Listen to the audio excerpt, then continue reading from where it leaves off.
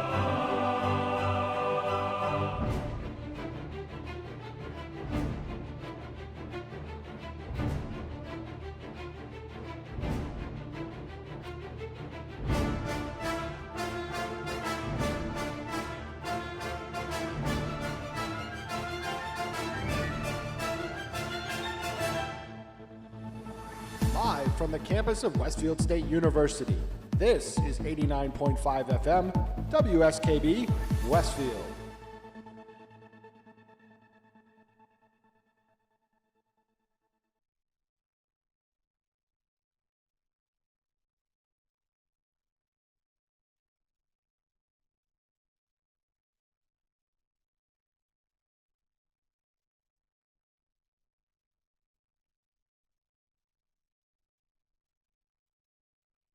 Support for the community programming of WSKB is provided by Westfield Bank. For more than 160 years, Westfield Bank has been an important community presence and commercial leader in the Pioneer Valley, with convenient full banking services in Westfield, West Springfield, East Longmeadow, Agawam, Feeding Hills, Springfield, Southwick, as well as Enfield and Granby, Connecticut. Visit us on the web at westfieldbank.org.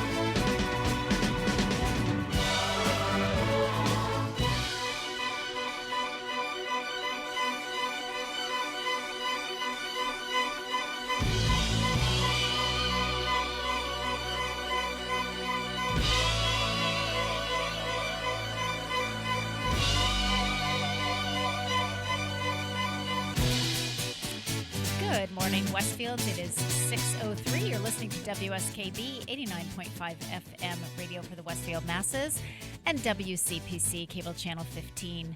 My name is Tina Gorman. I'm your Wake Up Wednesday host, and I am in the studio this morning with the chairman of the board, producer Pete Coles. Good morning again, Pete. Good morning. I feel like we're getting a profile picture of Yeah, me, we are. which I gotta okay. move All that right. camera. Well, Since camera 3 doesn't want to work right now. oh, that's what it is. Yeah, there's a couple of things that aren't working. Okay. I don't know if we took a power hit last night or something. Oh, maybe. Okay. Well, Yeah. we'll get ourselves all together here within the next few minutes. Yeah, you come in here, you In sit the down, meantime- and you think everything's working, and it's not. You And know. it's and what's really strange is that it's Little like, but it things. was when we left yesterday. You know, Right. That's what it's kind of like you expect it to be the same when you come in the morning. Sure, yeah. But, oh well, here we are. Yeah. So, I just wanted to comment because I know that I was listening to Bob and Jay yesterday on Wow, It's Tuesday Oy vey. morning radio show. Oy vey. There you go. But you know what? I just wanted to say the downtown looks so pretty with all the twinkle lights. It really looks nice. Because, of course, I came through there at, 5:30 this morning, and Yeah. and everything's all lit up, the tree on the green, and all of the snowflakes all in the downtown area, and the storefronts, they just look so pretty. So kudos to everyone who's really trying to make this as special a Christmas as we can possibly make it. Yeah, right, Despite exactly. all the chaos and insanity going on around us. So, the Christmas trees are up at the senior center. Yes. Because our Christmas tree ladies, Marion Krause and Barbara Wojcik, decided that what we especially need this year is a lot of sparkle. So we have the tree honoring Westfield Police Department is on the stage in the great room so that as our curbside lunch folks come through, they can see those, and they have been commenting, so that's really nice. And then if you look up as you go down Noble Street, if you look up in the second floor window, you will see the tree honoring veterans. So that one has a lot of red and a lot of blue and a lot of white, and it's really beautiful. So we're hoping to bring a little bit of Christmas to our seniors, even though they can't come into the building. We're trying to bring the building to you. Exactly, I guess yeah. is what we're trying to do this year. So Well, you were trying to get some normalcy going on. I think that's that's the word I keep hearing thrown around, Pete. It's like, when is it going to get back to normal? Will we ever get Well, back it's to true. normal? I know it is true. It's To a certain extent, it is absolutely true. yeah, we're all doing the best we can. So we had a really nice sort of it's not really an event, but the staff had decided that we needed to go visit our bingo players because our Friday afternoon bingo players, although there it is. Well, that's from the camera way up on top of the cabinet. Wow. Well, there you go. Hello to the camera on the cabinet. So we decided that, our bingo players, some of our bingo players, obviously not all of them, but some of them are some of our, frailer folks. They don't drive. They're more homebound, even, without the pandemic. So we decided we needed to go visit them and bring them a holiday gift bag from the senior center. And thanks to Harry Rock and the 350th Committee. They all also got a commemorative 350th book, as well as the book on the history of Westfield. That's the very cool. 350th. Yeah, beautiful, beautiful gifts. So we delivered about 50 bags.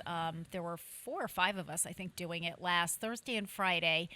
And it was so nice to see our bingo folks, and obviously did not go in the homes. They knew we were coming. We called them beforehand. Drop and run. Yes, but we got to at least see them in their doorways. Hand off the bag and wish them happy holidays and a Merry Christmas. And they were so they were just so appreciative. It was such a delight to do it. And of course, they all said they missed the senior center, but they most of them also said, I would love to invite you in, but I can't. And we said, that's fine because we can't go in. And, that is not the expectation. But I was really glad that they were there with that, that they weren't saying, oh, come in. Why can't you come in? They all knew it. It's like, nope. Got to stay away. And, we're doing our sheltering in safer at home, as the governor says, for the seniors. So anyway, it was really nice to see them all. And we continue to wish them a happy holidays. And we have a few other folks that we're going to be paying some visits to over the next week, just trying to connect with some of our folks that do not get through the lunch line. So all good stuff there. That's cool. And Continuing the outreach, as it were. that's that's the name of the game here, Pete. So, what have you been up to, Pete? Where are you on this holiday preparation stuff? Have you done anything, Mr. Pete? I think I have my presents bought. I'm Okay. being very practical this year. Yes, as a lot of us are. Well, no, I mean real practical. I get it. I mean, I bought my nieces and nephews. Hopefully, they're not listening, and I know they're not because they don't get it this early. Yeah, I was going to say. Are all getting UV sanitizers. Oh. Portable UV sanitizers. So now, they're all- explain that. What is a portable UV sanitizer? This seems So like, it's like sounds a- like something I need to know about. It's like a wand, and it Okay. emits a beam of UV light for like phones and keyboards and all What? kinds of inanimate objects, and it kills everything: viruses, bacteria. Wow. Where does one get this, Pete? Of Oh, course they're all over online, Amazon. but like They're on all over Amazon? Amazon. Yeah, there's what's a- it called? I'm putting this right on my list. for some of my UVC people. UVC portable sanitizer. Okay, and does it run on batteries? Yes. It's a battery operator. Yes. Okay. You don't want to put it on your skin because it will give you a burn because it is UVC light. Wow. Okay. You want to put it on inanimate objects, so like your desk phone or your computer mouse and keyboard, Wow. or your hairbrush. Things like Yeah, that. Inanimate objects that you would handle all That the is time and don't amazing. normally think that Yeah. especially your phone. God, your phone Yes. probably has all kinds of Yes. germs on Oh it. yeah, I can't even imagine. So they have things for just the phones. There's something called phone soap. That's a device you can put your phone in, and Yeah. 360 degrees of UV light. Yep. But this is portable, so if you're traveling, Yeah. or if you're a college student, you can put it in your bag, and if you go you go back to school and you want to do, you're really concerned about it. You want to do your desk. Okay, you kind of run over for a couple of minutes, and it supposedly the UVC light is harmful to bacteria and viruses, Okay. and it kills them on No surfaces. kidding. Yeah. Wow. And so, So I'm being super practical for all the kids. I think that is such a great gift. Well, because they're all about their devices and Yes. games and things like that. Yes. So I'm like, just there you go. And I'm just curious, but like, what's Like a price about- range for these? 30, anywhere Oh. between 30 to 100. Get out. Yeah, they're not bad. Wow, that's not bad. It doesn't violate my rules of no more than this amount. Yeah, right. That's oh my God, Pete. Wow, you have just given me a whole new take on doing some practical Christmas shopping for a lot of. I know they're different going to be people like, in my business. and then I'm going to explain it to them, and they're going to be like, oh. Oh yeah. You Oh know, once- yeah. I think once I explain it to them, they'll be like, oh, okay, I get it. Yeah. Yeah. Wow. That's awesome. Yeah. Well, I heard Jay talking yesterday about the fact that his Christmas tree is in the box, and he's doing a box Christmas tree this year. So I have to say that this is my 3rd year of doing an artificial tree. Yep. Prior to that, every single Christmas, other than the very first Christmas that Gary and I were married and we were living out in Iowa, but every other Christmas, from Christmas number 2 to Christmas number like 37 or whatever it was, we cut down our own tree. So, it was this big thing. And of course, it was like half a weekend. And we've done it in the snow, in the rain, in the freezing cold, in the wind, in the really warm. We had one year where it was like in the 60s. And we have a Like picture Christmas of, vacation. yeah, we had Gary in shorts and, like a sweatshirt cutting down the tree. But about 3 years ago, I just said, I just I can't do this anymore. Yeah. And, it was so funny. So Jay is right. Like, you take it out of the box, and as my Christmas tree ladies say, they require a lot of what we call fluffing. You have to fluff the Christmas tree. Sure, yeah, However, it takes me about an hour to fluff it because, of course, I have to do every single needle and every because that's my OCD coming out. However, I keep telling myself, but I'm doing that in the comfort of the warmth of my home. Yes. I'm not outside in the freezing cold. Yes. And it's really been nice. And as Gary said, I don't regret one winter that we cut down the tree and went out there and schlepped around, and Grace was with us running around. It was wonderful, and it was great at the time. And as Gary said, that was what we needed to do then. And, now that we're in our 60s and... now it's a different animal. The other thing, it really became a time factor. It was really time consuming to do that. And, of course, you have to go when the places are open. You have to go during daylight hours. And, as you know, Pete, and you and I have sometimes the same type of strange schedule. And Time crunch. We're just, our availability is like 10 o'clock at night. Well, you really can't go cut down a Christmas tree at 10 o'clock at night. Right. So, Yeah. Well, yesterday was just like a split thing where I worked half a day here.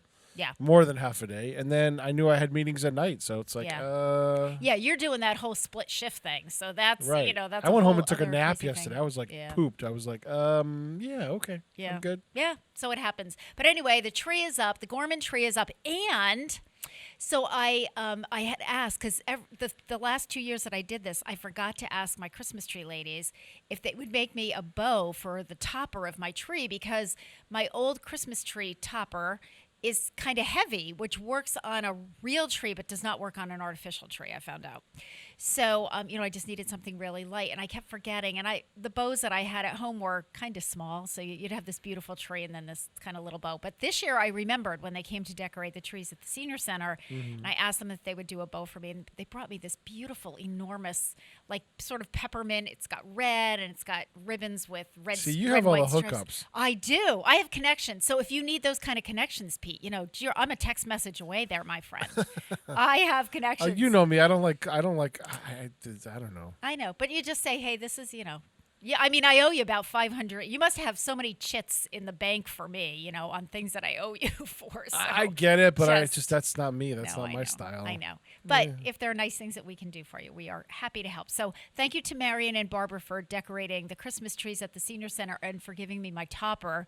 So what I did was I decorated the whole tree, because they said to me, well, what color do you want? And I said, doesn't matter. My tree is very eclectic because it's ornaments that Gary and Grace and I have collected and given to each other for, 39 years. Yep. So they did this sort of peppermint one. And so then I went to the dollar store and I bought a box of just small peppermint candy canes, and then I sprinkled them throughout the tree. And I think I need one more box of small candy canes to bring it all together with my tree topper. But I got my piddly little 4.5-foot tree up, and Well- only one or two strings of lights work. And I didn't even get to do it because my girlfriend was like last night. She's like, "All right, while you're doing your meeting, I need something to do." So I'm she gonna put did up the a tree. Yes. Oh, well, we're doing a small one in our front window. Usually, we do one in Grace's bedroom for her because she has her own set of ornaments that we've given to her over the years.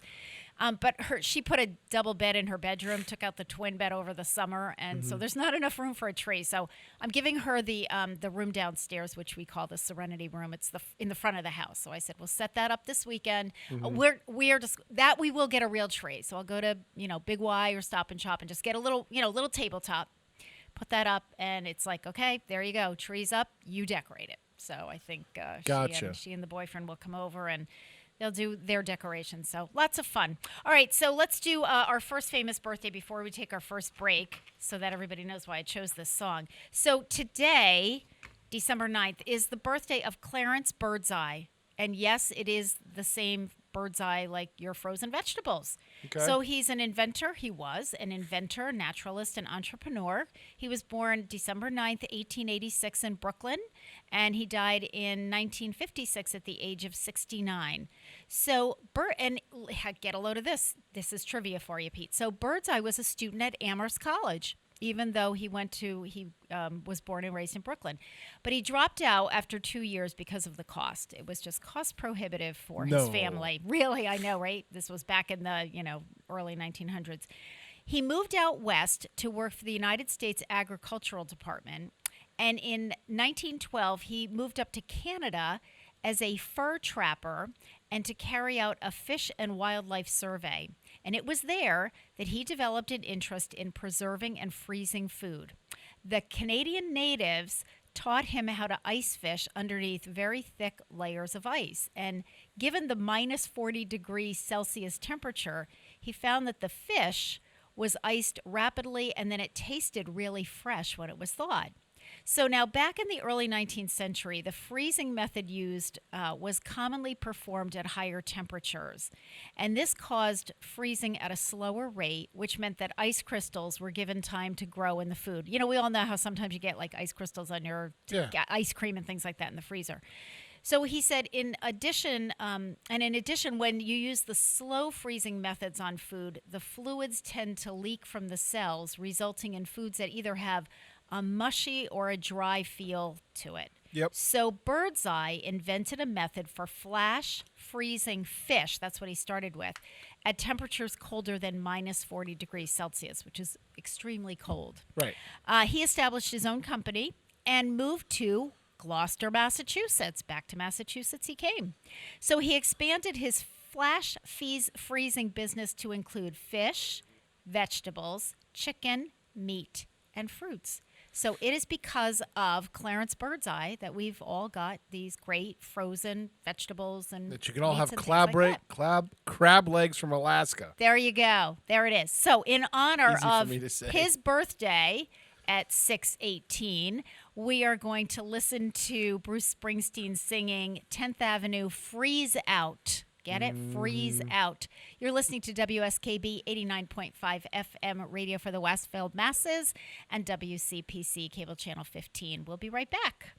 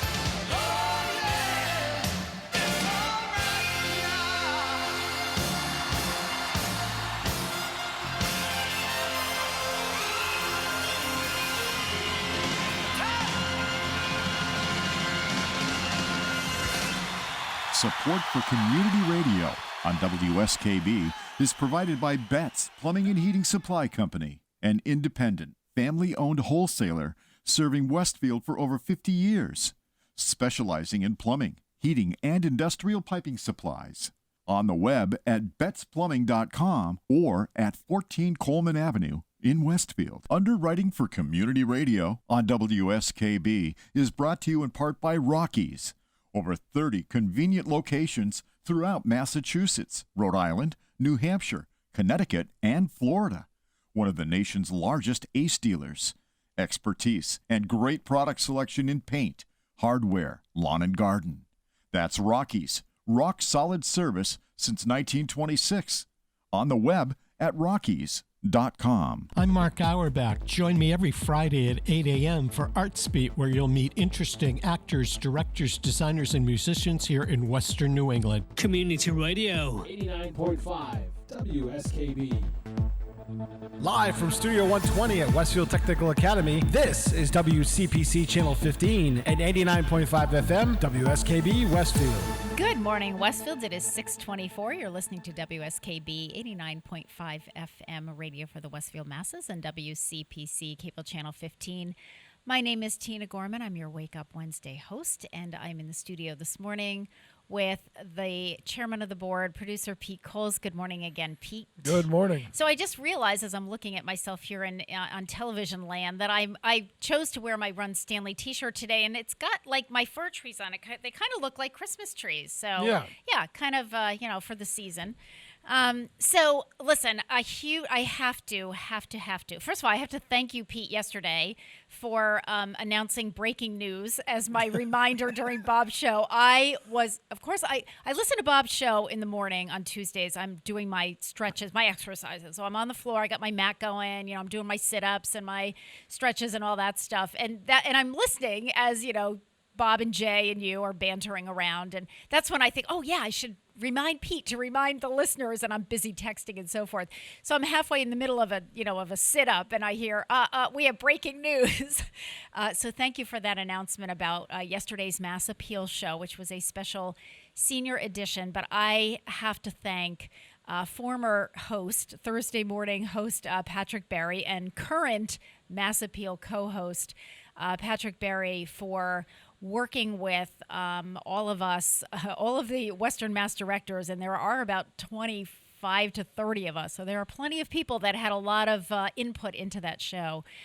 The show was fabulous. My staff and I watched it upstairs in the games room on the large screen TV, and it really spurred a lot of conversation among us because there were different segments. There was the one that I think the two that really hit us the most there was one on caregiver stress, and we are definitely seeing that even as people are coming through the line, but we're hearing it as we do our telephone reassurance calls. Those who are trying to care for, especially spouses, but even parents. I mean, we have some of the kids coming through the lunch line to pick up meals for mom and dad. And that stress is really hard. So one of the takeaways that we had from the woman who did that segment, who was from Glen Meadow Retirement over in Longmeadow, this is so important, I think. She said, when you are a caregiver and people say to you, how can I help? Mm-hmm. Or can I help? Answer yes. And then give them something specific to do. And I think that's key. I always say that, if somebody's just had a baby and you say, oh, gee, if I can help in any way, or if somebody's sick. But people are less apt to say, and Pete, we were just kind of talking about this before the break, you're kind of less apt to say, gee, it would be really great if you could, do my laundry for me or something, whatever. I'm very specific when I offer to help. I'll say to people, would you like me to come in and vacuum your carpets for you? Would you like me to take your laundry to my house and do it for you? Would you like me to cook a meal for you on Friday night? if you're specific when people ask how they can help, people really like that because it's like, great, it gives me something that I can do and I feel productive and I'm helping you, and it's specific. If you could run to the pharmacy for me and pick up my wife's prescriptions, that would be really helpful. So that was one of the takeaways that we had, and as we're doing our telephone reassurance calls, those are some of the suggestions that we'll be doing. And then there was another piece on there was a woman from Bear Mountain which took over for Wingate over in West Springfield, and I think she runs the dementia unit there. And it was that segment was on dementia, and she was really talking about focusing on not what people with either Alzheimer's or dementia can no longer do, but what can they do? How can they participate in the holidays? Can they, if you're making nut bread or something or fruitcake, can they stir the batter? Can they grease the pan? Just simple things that, how can they feel a part of things? And she gave a lot of really good suggestions. And one of them, which we've talked about this, I think Beth Cardillo has talked about it on the show, looking at photographs, going through family photo albums, looking at Christmas cards together. Those are all kinds of things that folks can do. And keeping connections. There was a professor from UMass who did a segment on sort of psychological well-being, and talked a lot about staying connected with family and friends in whatever way you can. We can't get together in each other's living rooms anymore. We can't meet at the senior center anymore. But if you're not computer savvy, pick up the phone. I talked to somebody yesterday. I've been calling the members of my side-by-side support group just to check in on them over the last couple of days. And one of the women said to me, and she really has very little family, husband's over in Armbrook Village. So, she's fairly alone. But she was saying she got a phone call from an old friend who has been living in Florida for many years. She said, I probably haven't talked to her in like 5 years. She called me out of the blue the day before I called, and she said, we talked for an hour and a half. She said it was so nice. And I said to her, did she say what prompted her to make that phone call? She said, no. She said, I just keep thinking about you. You keep crossing my mind. And I thought, well, why not pick up the phone and call her? There you go. And I think that's a great idea. And my neighbor, my good friend and neighbor, Norm Beals, and he's in his 80s. Norm is 85 now. We've had that same discussion. And Norm said, I don't wait for people to call me. I just pick up the phone and call them. And, and I just say to them, hey, it's a crazy time. Pandemic insanity here, and just checking in. How's it going? We haven't talked in a while, so feel free to pick up the phone, and at this time of the year, send more Christmas cards than you normally do, and maybe reach out to some people that you haven't reached out to in a while. So, all right. So anyway, thank you, Patrick Barry. Fantastic show. The Keepers were wonderful. They did their song "Proud of You," and I have my 12 seconds of fame of doing their introduction. So it was really a great show, and I appreciate it. Thank you, Patrick Barry and Alana Flood and the whole team at Channel 22. All right, before we go to the next break, we do need to talk about the fact that it's the birthday of Donny Osmond. He's 63 years old today, singer, music producer, talk show host, game show host. He's done a lot.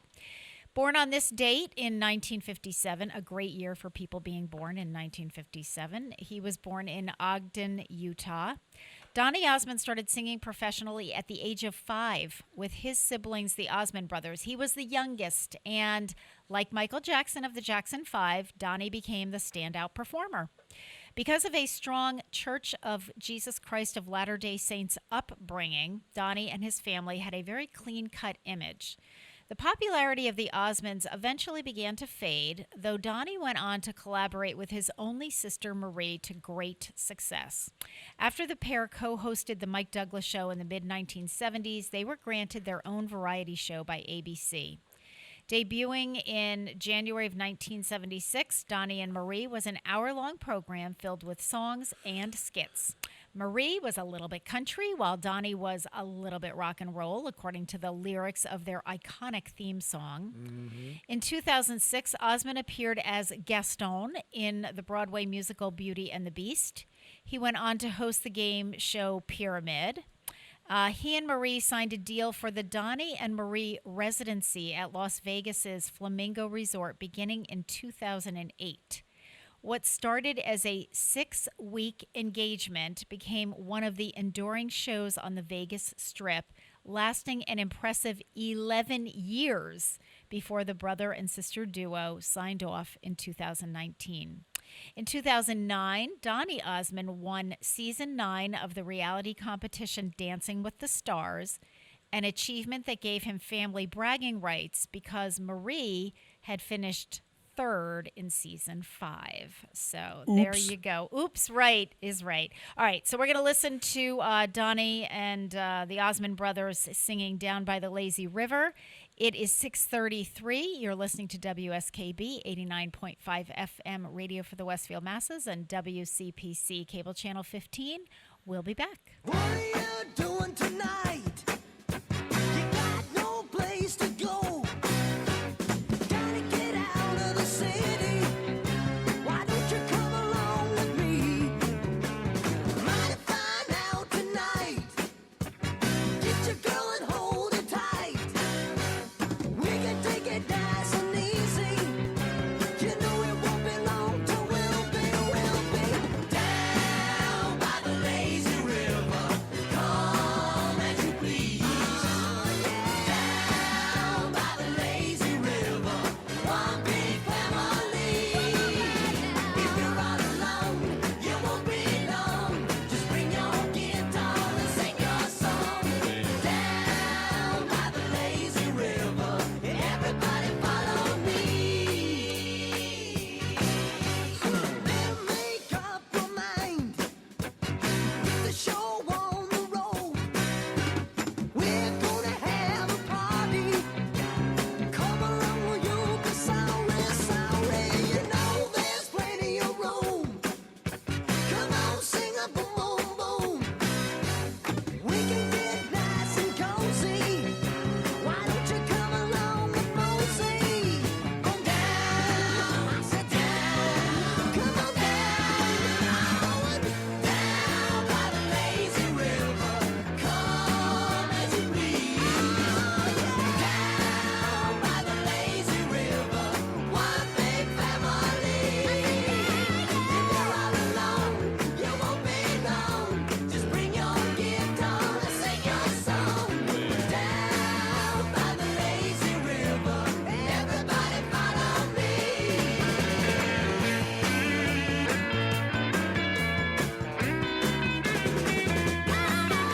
If you're all alone, you won't be long. Just bring your guitar and sing your song. Down by the lazy river. Down by the lazy river. Down by the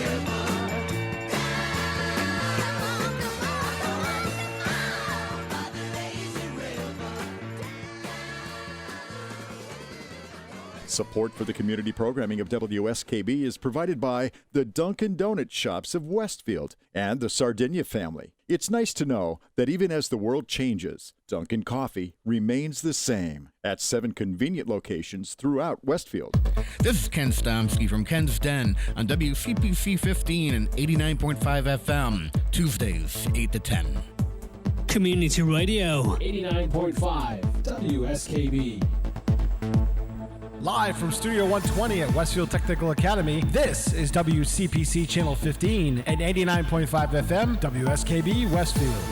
Good morning, Westfield. It is 6:36. You're listening to WSKB 89.5 FM radio for the Westfield masses and WCPC cable channel 15. My name is Tina Gorman. I'm your Wake Up Wednesday host, and behind the glass booth, very protected and way more than 6 feet away from me, Yes. is the chairman of the board, producer Pete Coles. Good morning again, Pete. Good morning. Quick question for you. How is our guest coming in? Is she coming in by phone? She is coming in by phone. Okay, I Yep, didn't know. Yep. Because she has been here. She has been here. The problem is that this is a little early in the morning for her Yeah. with just that's fine. Yeah. She really was going to try, and she just said, Tina, I'm not sure that that's going to work for me. And I said, don't, I said, you can make it a last minute decision. Just let me know. So yeah. Yeah, I didn't know if they'd Yep. fire up a Zoom or something like that. You never know. Nope. She's just going to Because call Bob, in. Bob just surprises things on me, and I just like, oh, 2 minutes before, oh, he's coming in by Zoom. I gave him the link, and I'm like, what? Yeah. Now, was Bob here yesterday, or who was he at home? No, Bob was at home That's what I because thought. Jason Poulin's kids came in contact with somebody that might have COVID. And he was just being extra cautious. Yeah, they said Okay. contact tracing, just stay home. So Okay. All right. yeah. So that's where he is. Jason apparently tested negative, so Okay. Bob was going to stay home for the rest of the week and just kind of hang out, which is Okay. what he pretty much does anyway. Yeah. So, and as he said, by his own admission, he's kind of happy to do that. Yeah. He revealed that yesterday. It's interesting that you couldn't tell, though, over the radio. No, I couldn't. I didn't His know where audio's he... pretty good with a new laptop. His Yeah. audio's a little bit better. Yeah, so no, I couldn't tell Pete, and the only reason that I knew it was because it sounded, from the gist of the conversation. And again, I came in a little bit. I probably tuned in at like 6:10 or something like that. So Yep. I missed the very beginning, and I was listening to it on my radio, so I couldn't. Yeah. I couldn't see anything. Yep. So I So said, Jay I was think it here. Dr. okay. Coughlin was on Zoom too. Okay. And Kevin sounded, Kevin sounded great too. I mean, you wouldn't. I actually thought Kevin was in the studio. I told him he could come over and hijack the show because Bob wouldn't be here. And That's right. Didn't take me up on that. I tried. Yeah. He is just so great. I love Dental Matters. That's one of my favorite segments. I Dr. Coughlin and Gary and I go way back. So I just think he's got the best sense of humor. He walks in a room and Gary and I just start laughing. He's just, Yep. but he's so smart, and his kids are so smart. I mean, it's just a very smart family. So, Okay. all right. So let's do another birthday. So today, December 9th, is also the birthday of Kenny Vance. He's a singer-songwriter and music producer who was born in Brooklyn, New York. He's 73 today. And Kenny Vance was an original founding member of Jay and the Americans. His career spans from the 1950s to today, with projects ranging from starting doo-wop groups to music supervising to creating solo albums. Jay and the Americans released 15 albums. Hits included This Magic Moment, Care Maria, She Cried, and Let's Lock the Door. But here's my little trivia that, I hope Buster McMahon is listening, because every once in a while I feel like I hit one and, maybe he can use it in the future. Jay and the Americans was the opening act not only for the Beatles' first U.S. performance, but also for the Rolling Stones' first U.S. performance. Wow. Wasn't that impressive? Yeah. I was shocked when I read that. I just thought that was really, really cool. They also appeared on The Tonight Show starring Johnny Carson. They started their own publishing and production company, JATA Enterprises. I just realized what JATA is, Jay and the Americans. Duh. Their last release was in 1971, and the group broke up in 1973. After that, Kenny Vance began doing session work, producing and writing music for movies, including the movie Animal House. How cool, right? Mm-hmm. So happy birthday to Kenny Vance. It is also the birthday of the late Red Fox. Remember Red Fox, comedian, Yes. actor? He was born December 9th, 1922 in St. Louis, Missouri. He died in 1991 at the age of 68. His real name was John Elroy Sanford, better known by his stage name Red Fox, and he gained success with his raunchy nightclub acts during the 1950s and the 1960s. He portrayed Fred G. Sanford on the television show Sanford and Son, and starred in The Red Fox Show and the show The Royal Family. His film projects included All the Fine Young Cannibals, that was done in 1960, Cotton Comes to Harlem, which I remember that one, that was done in 1970, Norman, Is That You, done in 76, and Harlem Nights, which was done in 1989. In 2004, Fox ranked 24th in Comedy Central Presents 100 Greatest Stand-Ups of All Time. Red Fox not only influenced many comedians, he was often portrayed in popular culture as well.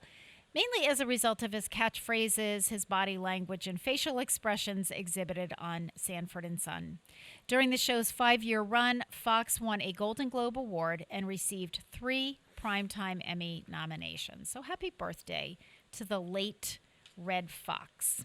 It is also the birthday of an actress who, when you say this name in my family, the Siclosi family, that was my maiden name with my brothers, they would instantly know who this is. Now, I don't know if the general public, does the name Margaret Hamilton mean anything to anyone? No. Okay. Everybody in my family, as soon as I saw it, I went, oh my God, it's the birthday of Margaret Hamilton. Margaret Hamilton, the late Margaret Hamilton, is an actress. She was born December 9th, 1902 in Cleveland, Ohio. She died in 1985 at the age of 82. And Margaret Hamilton is best known for her portrayal of the Wicked Witch of the West and her Kansas counterpart, Elmira Gulch, in Metro-Goldwyn-Mayer's film The Wizard of Oz. That was done in 1939. Okay. A former school teacher, Margaret Hamilton worked as a character actress in films for 7 years before she was offered the role that defined her public image. Now, here's your little trivia for you, Pete. Margaret Hamilton suffered a 2nd-degree burn on her face and a 3rd-degree burn on her hand during a second take of her fiery exit from Munchkinland, in which the trapdoor's drop was delayed to eliminate the brief glimpse of it seen in the final edit. And it was after she had to actually take off several weeks from filming and said, we're done with fire in this movie and me. So, you guys figure it out, but I'm not doing any more fire stuff. Right. Hamilton had to recuperate in a hospital and at home for 6 weeks after the accident before returning to the set to complete her work on the film. In later years, Margaret Hamilton made frequent cameo appearances on television sitcoms and commercials. She also gained recognition for her work as an advocate of causes designed to benefit children and animals and retained a lifelong commitment to public education. So happy birthday to Margaret Hamilton, the Wicked Witch of the West. Someday off camera, I'll do my imitation of her melting scene in The Wizard of Oz. I'm also very famous for that in my family. The rest of my brothers are famous for doing all the other Munchkin songs. Okay. Yeah. It's one of those. Do you know that when I was a freshman in college, Gary and I both went to James Madison University, but it was before he transferred down there. My first semester freshman year, they showed The Wizard of Oz. Now, I went to at that time, the college there were about 8,000 students. Now it's like almost 20,000, big school. But they showed The Wizard of Oz in Wilson Hall, which was like the largest auditorium that we had. And I want to say might have been Halloween night or something like that. But anyway, all I know is we broke every fire code there was because every seat was taken. All the aisles, there were like students just everywhere. We were up in like the windowsills. It was a big old building. So they had these wide windowsills that were seats. We were up in the windowsills. I mean, we were so over. And, every song that came on, you can imagine, like Ding Dong, the Witch is Dead, all of that. You can imagine, like, there must have been 2,000 of us in this, enormous room singing the songs from The Wizard of Oz. So, and, reciting all of the lines and everything. It was a lot of fun. So much fun. All right, one more birthday before we take a break. It is the birthday of the late Grace Hopper, computer scientist, U.S. Navy Admiral. She was born December 9th, 1906 in New York City, and she died on January 1st, New Year's Day, in 1992 at the age of 85. I thought, she's just one of those women that I've never heard of her, but I'm so impressed. So Grace Hopper earned a master's degree in 1930 and a PhD in 1934 in mathematics from Yale. So right out of the chute, I mean, for a female to earn a PhD in the 1930s is impressive. She is best known for her trailblazing contributions to computer programming, software development, and the design and implementation of programming languages. A maverick and an innovator, Grace Hopper enjoyed long and influential careers in the U.S. Navy and the computer industry. Hopper's project of creating word-based languages helped expand the community of computer users. Making computers accessible to people without an engineering or math background was especially important at a time when computer companies were marketing their products to the private sector. By developing programs that used word commands rather than symbols, Grace Hopper believed that more people would feel comfortable using computers, particularly for business applications such as payroll. In a 1980 interview, Hopper explained, "What I was after in beginning English language programming was to bring another whole group of people able to use the computer easily. I kept calling for more user-friendly languages. Most of the stuff we get from computer science people is in no way adapted to real people." Nicknamed Amazing Grace by her subordinates, Hopper remained on active duty for 19 years. She retired from the Navy as a Rear Admiral at the age of 79, the oldest serving officer in the U.S. Armed Forces. This lady's impressive on so many levels.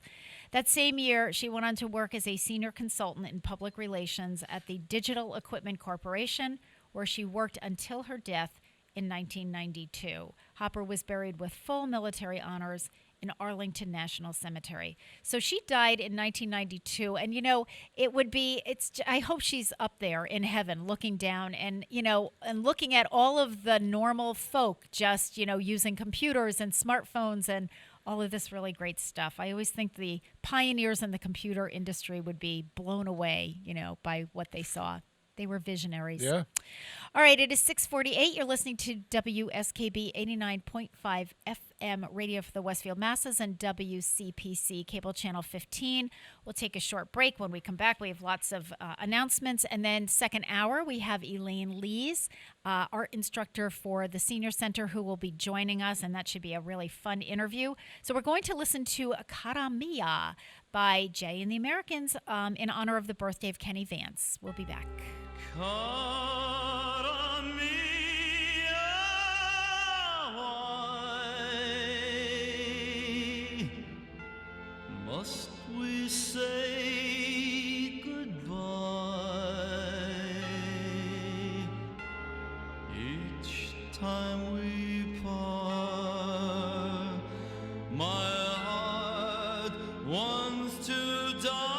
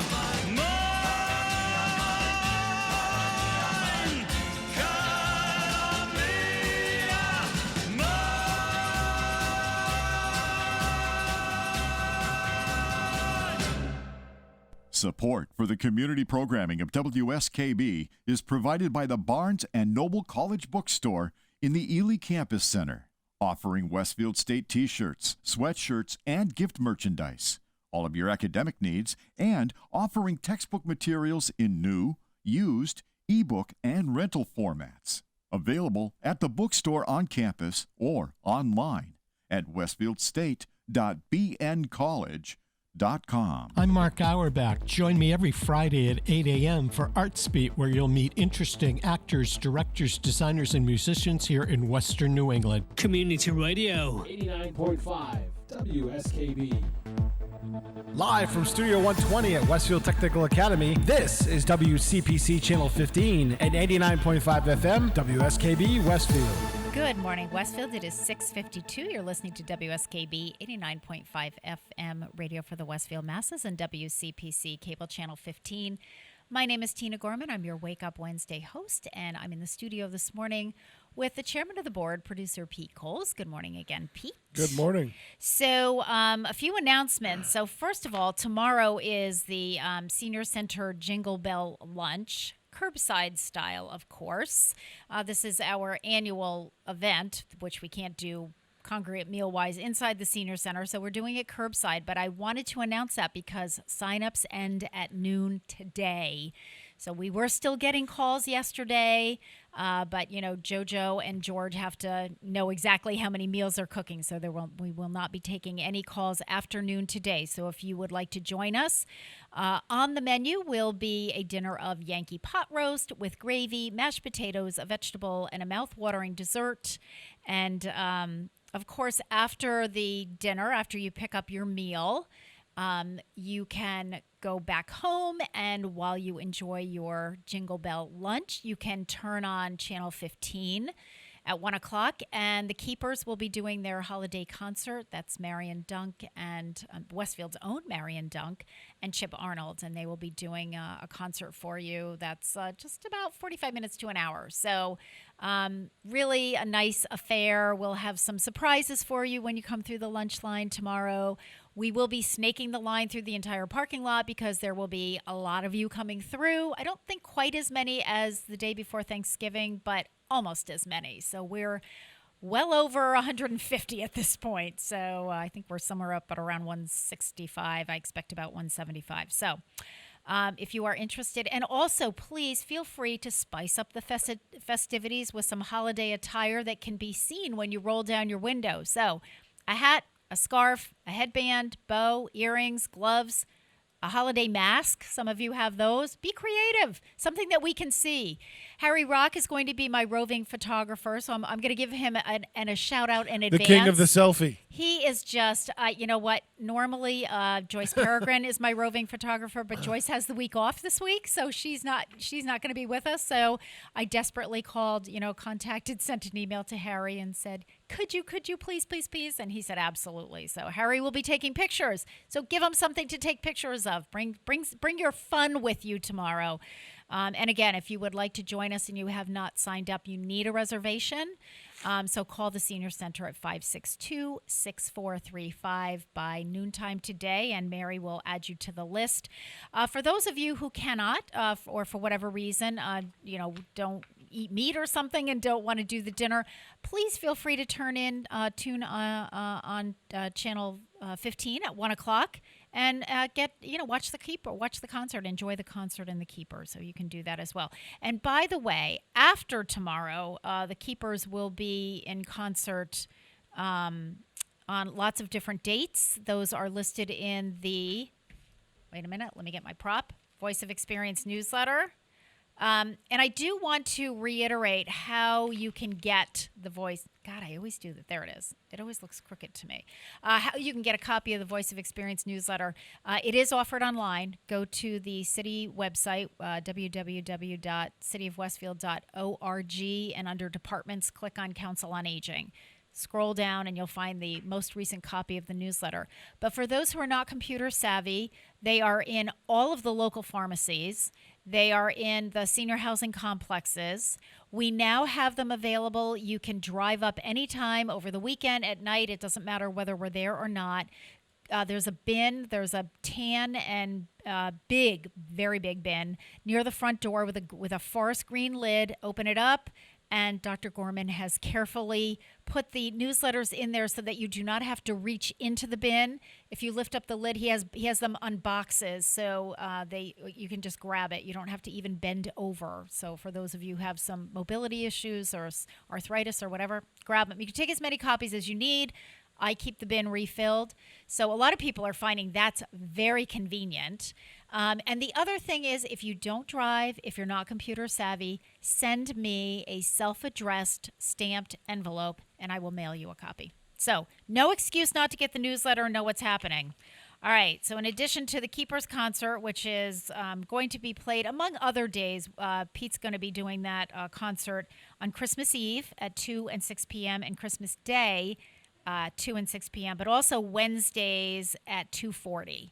So starting next week. All right. Also, we have, thank you to Lori Sapalik for doing a great story on our incontinence supplies. And I know that's, it's one of those topics that everybody whispers like, oh, I have a problem with incontinence. I got news for you folks. It is a huge problem among seniors. Lots of people have to deal with it. I keep saying to people, let's stop whispering about it. And it's no different than, I have diabetes or I have high blood pressure. And the other thing, too, is that incontinence is often treatable, both with lifestyle changes and sometimes with medication, sometimes with surgery. So it's really important if you have an issue with incontinence, bring it to the attention of your medical provider. So many people are embarrassed or they're ashamed. I mean, these people are doctors and medical and nurses. Believe me, they've heard everything. So, but if you need some supplies, we have them. And we have had a lot of people over the last week taking advantage of this, and I'm thrilled. We had some massive donations of incontinence supplies. They are incredibly expensive. So give us a call, 562-6435. We put them in a dark plastic bag, so it's we are discreet about the distribution. But please feel free to give us a call. Tell us we just need to know what you're looking for. We have small, medium, large, extra large in the pull-up style, so that's just like the regular underwear style. We have the wrap style if you're caring for someone who's bedbound. We have those in a variety of sizes. We have the Chucks pads. We just got some more of those yesterday that go either on a wheelchair or in the bed. And then we have some pads. So we've got it all, folks, and it's not doing any good on the shelves in the senior center. So please don't be embarrassed. Don't be ashamed. It's a huge cost savings for you, and we are happy to get those distributed. When we don't have any left, then we'll solicit some more donations. So. All right. You need a break? I do. I need a break. Let's do the top of the hour. It is 6:59. You're listening to WSKB 89.5 FM radio for the Westfield masses and WCPC cable channel 15. Support for the community programming of WSKB is provided by Westfield Bank. For more than 160 years, Westfield Bank has been an important community presence and commercial leader in the Pioneer Valley. With convenient full banking services in Westfield, West Springfield, East Longmeadow, Agawam, Feeding Hills, Springfield, Southwick, as well as Enfield and Granby, Connecticut, visit us on the web at westfieldbank.org. Underwriting for community radio is provided by the YMCA of Greater Westfield. Every day, the YMCA strengthens the community through programs and services focused on youth development, healthy living, and social responsibility.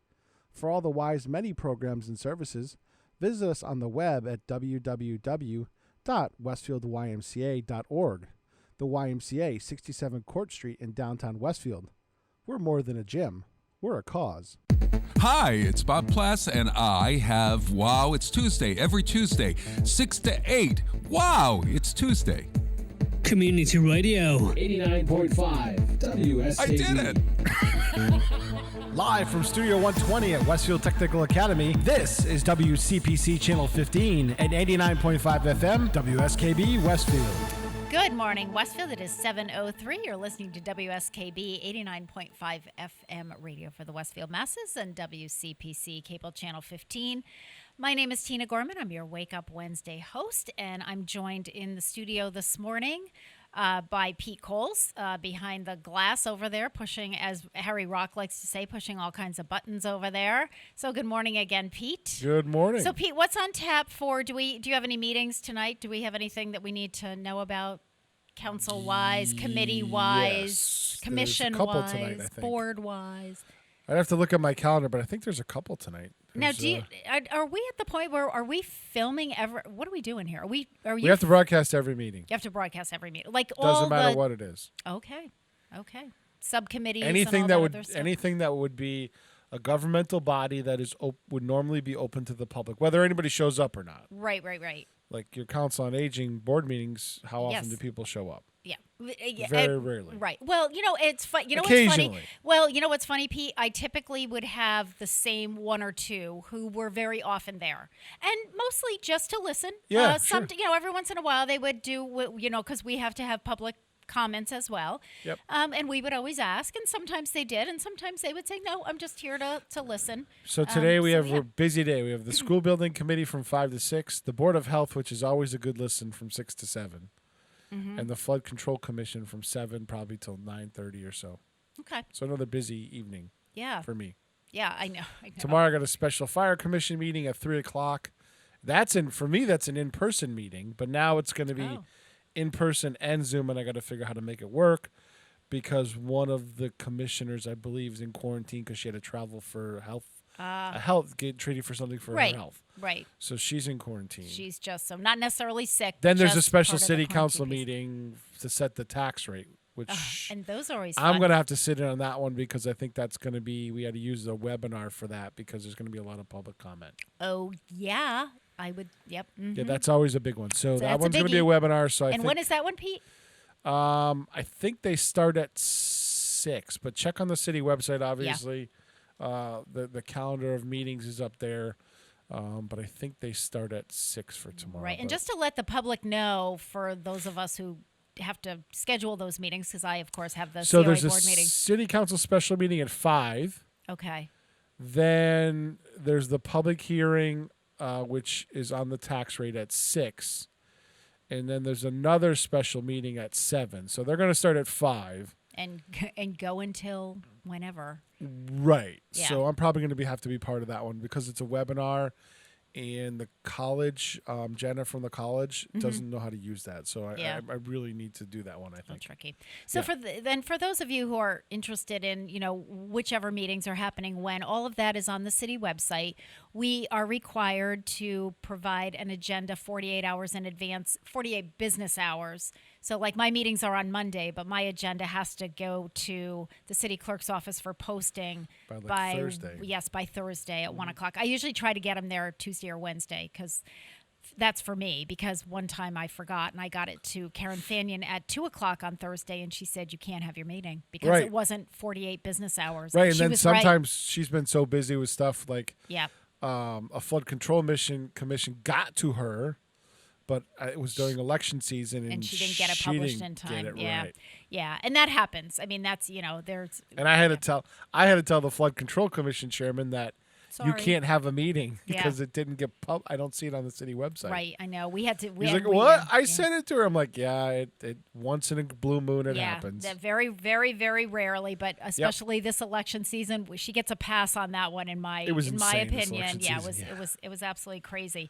So anyway, but for those who are interested, and we encourage people, listen, watch, participate. It's your city government. I drove Bob Plass mad because I said, Bob, I can't guarantee you any time after 5 o'clock Monday through Friday, basically. Yeah, I know. For Decemberfest. Yes, and he goes, I know. what? That's all a prime time? I'm like, but you know what? Yeah. City meetings take precedent, and I put Right. that disclaimer right in my newsletter. It's like, here's the schedule for Channel 15. However, city meetings have to take precedence. So if Pete he might have to juggle some things around. well, Veterans Day, we had to have a Board of Health meeting. Right, I remember. I was thinking, Veterans Day, that's a home run because City Hall's closed. Well, I was actually kind of grateful it was Board of Health because any seniors that tuned in got the straight facts about what's going on in the city, via COVID-wise and and so everything forth, else. yeah. So it was like a great primer on Yeah. what you needed to know, and then I think I ran it right afterwards. So Yeah. Yeah, and that's what I tell people. It's like if it's not on, what the problem that I'm starting to come up with now is we're getting phone calls and we're like, what? What do you mean it wasn't on? No, you said it was going to be on. we have people from Southwick that watch. Oh. And so Cindy Sullivan keeps trying to say to them, the schedule that Tina publishes in the Westfield Voice of Experience newsletter is not the same as the schedule that I'm publishing in our Southwick Senior Center newsletter. We may be we're doing some of these same programs, but the scheduling is different, over there. So now I've told my staff, I said, make sure if somebody says, hey, I put on Channel 15 and it wasn't on, I said, find out where they live, because there's a really good chance more and more we're finding out they live. It wasn't that it wasn't on here. It wasn't on there because that's not when it was supposed to be on. Right, and I think now you're airing in Agawam, so you got to give the disclaimer over there. You check your schedule over there, too. Schedule, right, exactly. All right, our guest is going to be joining us shortly. She's on the phone. Good. Okay, perfect. So this is a good lead-in. We're going to talk about the fact that today, December 9th, is National Christmas Card Day. So each year around this time, friends and families begin mailing their holiday cards. Christmas Card Day on December 9th serves as a reminder to get your stamps, envelopes, and cards together so that you can share your holiday cheer. Sending a card during the holidays has not always been a tradition.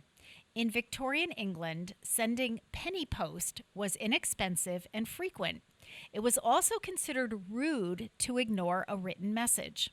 One particularly popular Victorian invented the holiday card out of necessity. Sir Henry Cole received frequent letters, and it left him little time for other responsibilities, because, of course, he had to respond to them or he was rude. So, in 1843, he asked his friend J.C. Horsley to illustrate a design that he had in mind. Soon, Cole was off to the printer, and he mailed the first Christmas card in the penny post to friends, family, and many acquaintances.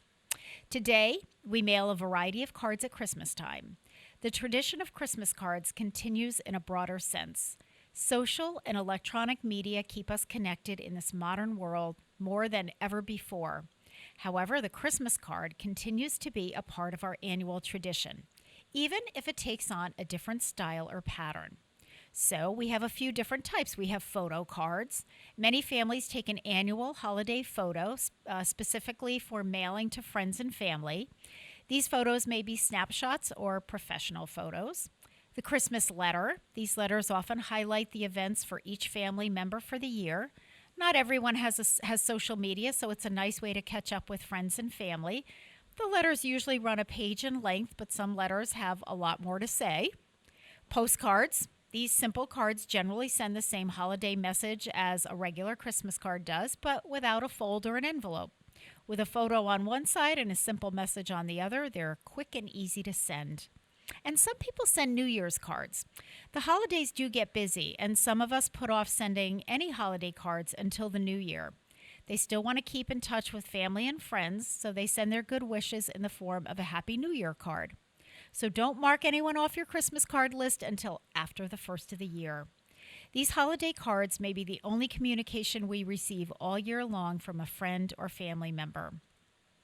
Even if we spent an abundance of time with them once, these once-a-year notes touch us with a bit of meaning this time of year. We take the time to reconnect once again and say, we're thinking of you. And so my little Christmas card story here is that when I got my very first professional job, I was right out of college, and I was working at a small nursing home down in northern New Jersey. I was living at home at the time. And I worked with a woman who was, she was the activities director, and Ronnie was about 20 or 25 years older than I was. And Gary and I got engaged, and he was going to chiropractic college out in Davenport, Iowa. So after I got married, I was going to be moving away. And so Ronnie said to me, Tina, and we had become very close, and she said to me, Tina, I just want you to make one promise. She said, I'm not asking you to write letters. I'm not asking you to, phone calls, because at that time, those were all long-distance calls and pretty expensive. She said, I'm just asking you to keep in touch with me once a year. Send me a Christmas card. She goes, I feel like it's really important to do that connection, especially for people we don't see very often, at least once a year. And so I made that promise.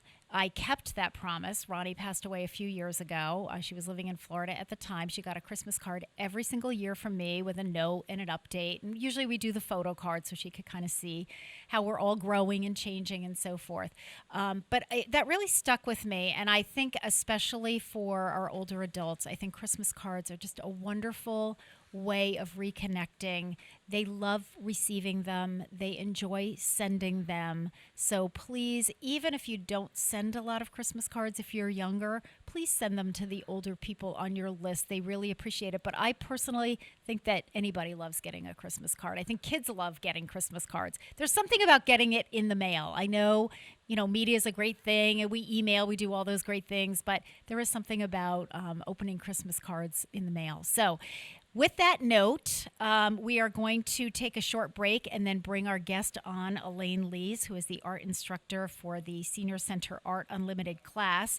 But in order to get us to Elaine, we're going to take a break, and we're going to listen to Petula Clark singing the song Christmas Cards. We'll be back.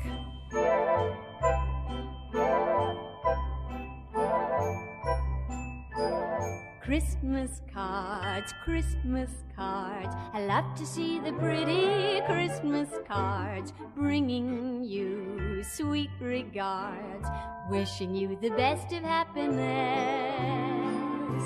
Love to write to someone I'm thinking of. Love to write to the place and folks I love. Love to send them a message of good cheer, with words sincere, when Christmas is here. Christmas cards, Christmas cards.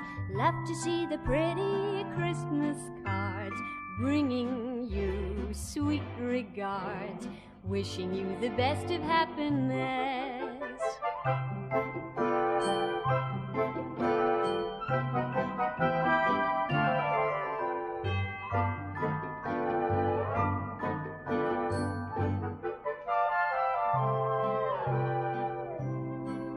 Little cards with their trees all dressed in snow.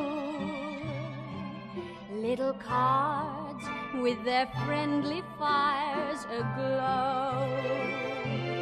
Little cards with their lovely winter scene, when all the world is sweet and serene.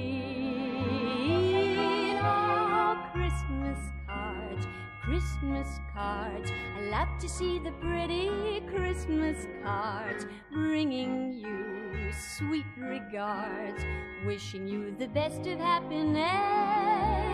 Christmas cards, Christmas cards, bringing you the best of happiness.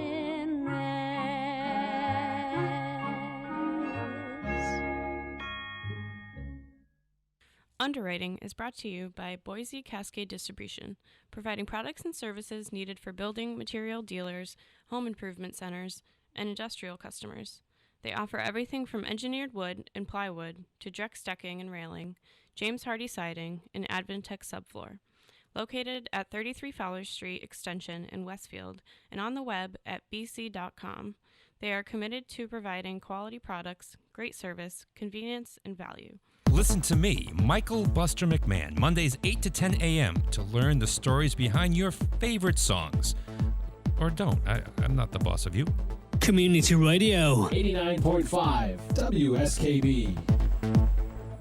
Live from Studio 120 at Westfield Technical Academy, this is WCPC Channel 15 and 89.5 FM, WSKB Westfield. Good morning, Westfield. It is 7:17. You're listening to WSKB 89.5 FM radio for the Westfield masses and WCPC cable channel 15. My name is Tina Gorman. I'm your Wake Up Wednesday host, and Pete Coles is in the studio with me.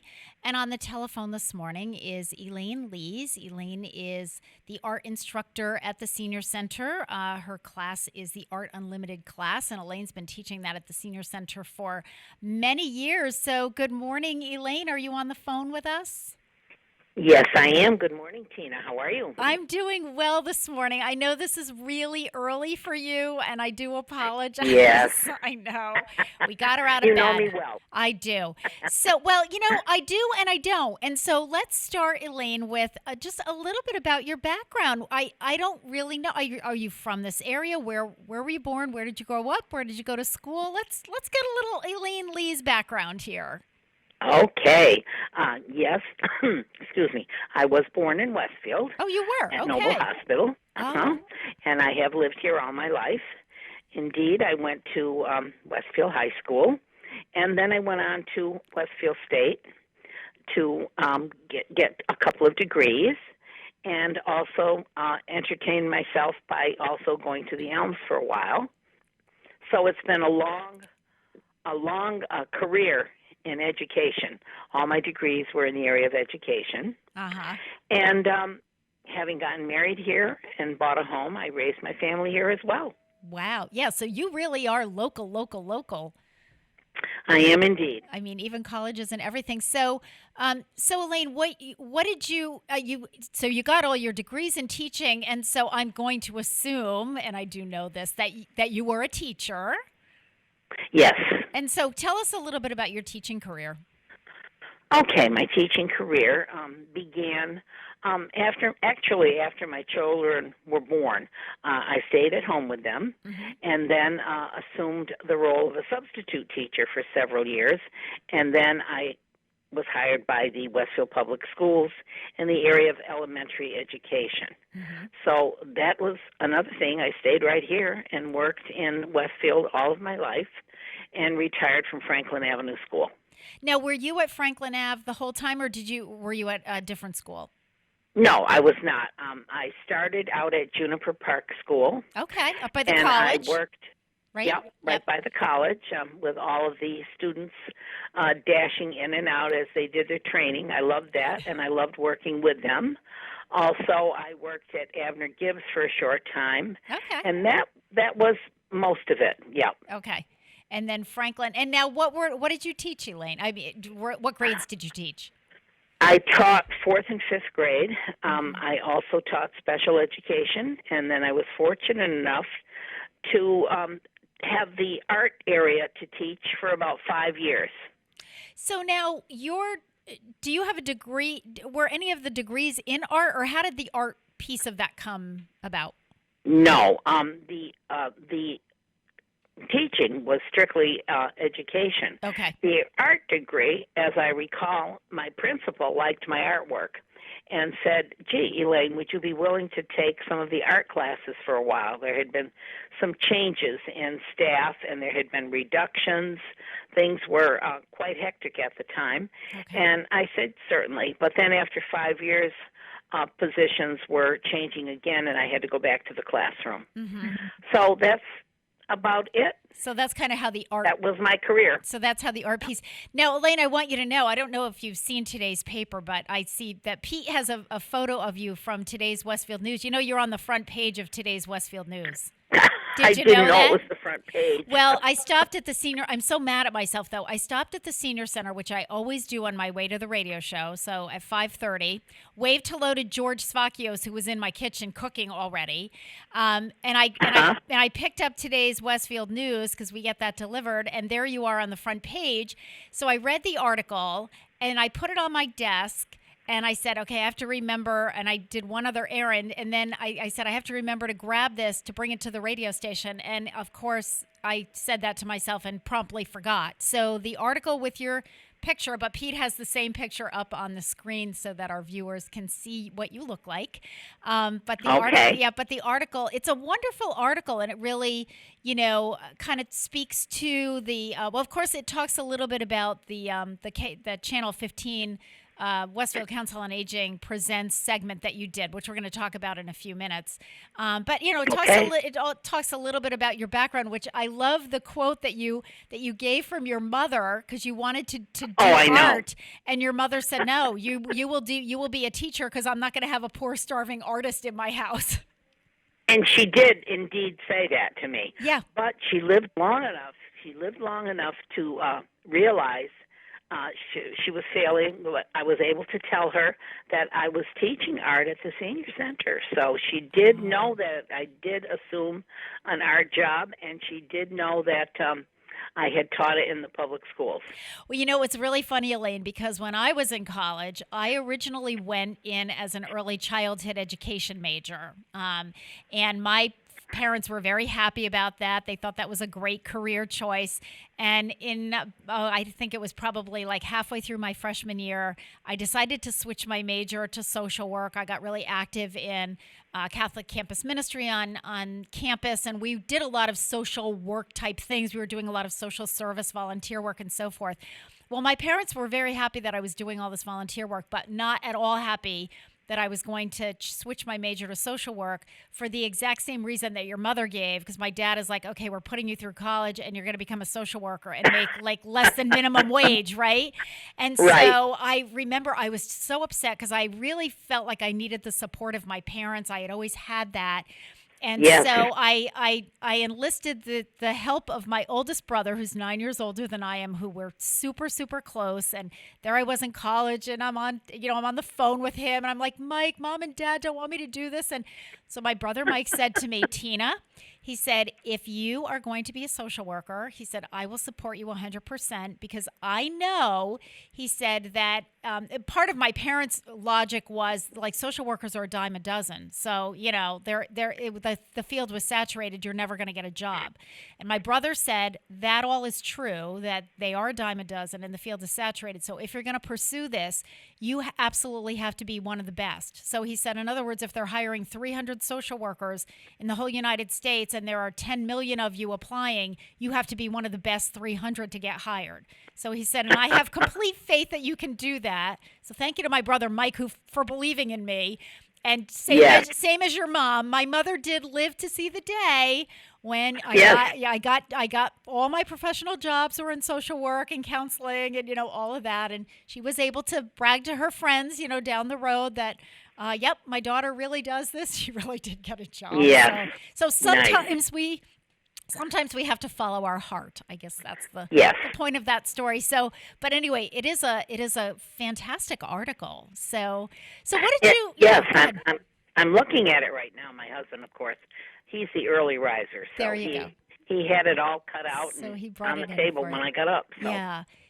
It really is a great article, and I love the fact that that your mom knew before she passed away that you were able to put your art to good use. That was important to me, too, to have her know that. Yeah. And although she was unable to see, I would bring projects in to show her, and we would talk about what I did that week. She enjoyed hearing that. Yep. So let's talk a little bit about when did you first become interested in art? I mean, were you like a kid, or was it teenage years?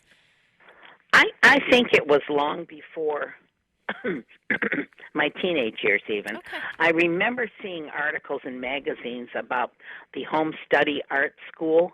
Okay. You could purchase this course and do it at home and send things in. I was just very interested in that. I never did it. Wow. But that would have been before high school. Okay. And then as I got into high school, it seemed like someone was always looking for something to be drawn. And I was also interested in the drama club. So in high school, I was the person who made posters, did programs, worked on set design, and that followed me all my years, even when I was teaching. If there were different activities in the school, I was happy to help with any of that. Now, Elaine, when you were in grade school, did you have art class when you were in grade school? We did. Yeah. We did have art classes in grade school. I remember them very clearly. So do I. And I don't know what they do now in the elementary school. We used to have art class once a week, and sometimes Yes. When I was first in school, we didn't really have. Went to a small school, small elementary school. We didn't have an art room, and the art teacher would come into our classroom and bring supplies, and we would do our. I mean, I loved it. You know, you do your art projects right in the classroom. That depends, I guess, on space. Right. Even the years that I worked, there were times when I did not have an art room, and there were times when I did have an art room. Okay. I have to credit Leslie Clark. She was very pro-art, and she did manage to get me art space from time to time. Otherwise, I worked off of a cart. You wheeled the cart from room to room with everything on it. Well, I think that's, I think that's part of you tend, I mean, artists in general obviously are very creative. So I think, you make do with what you have. And I know that has certainly served you well, especially at the old senior center when we didn't have, the space that we have now, or the room or the closet space for organizing everything. So I know that you've been, don't worry about it. We'll be fine. We'll manage. We'll get by. Yes. You've always had that attitude, which has really, Yes. I think, served you well. So, Yes, it has. all right. You know what, Elaine? It is 7:29, so we're going to take a short break. And when we come back, we're going to talk a little bit about what training you did have in art, or, whether it was self-taught or whatever. We'll kind of start there. And then I want to get into a little bit about what you've done at the Senior Center with the art class there. So, but before we do that, I had to find a couple of art type songs. So we're going to listen to Nat King Cole singing Mona Lisa. It is 7:29. Very nice. There you go. It's now it's 7:30. You're listening to WSKB 89.5 FM radio for the Westfield masses and WCPC cable channel 15. We will be back with Elaine Lees.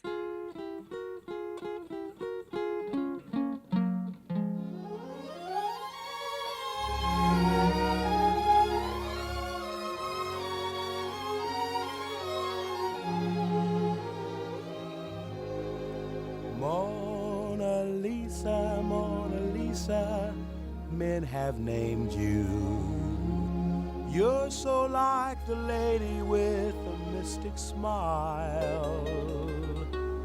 Is it only 'cause you're lonely they have blamed you for that Mona Lisa strangeness in your smile? Do you smile to tempt a lover, Mona Lisa? Or is this your way to hide a broken heart?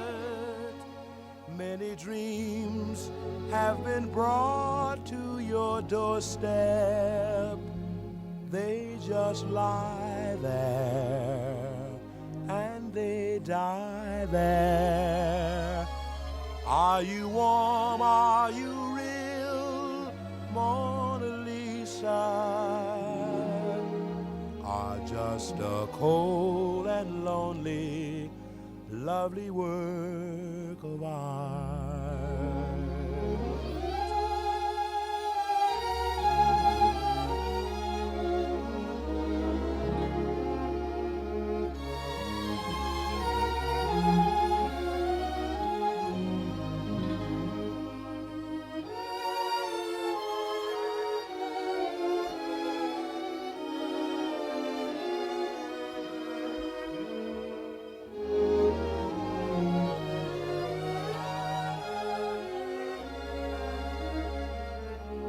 Do you smile to tempt a lover, Mona Lisa?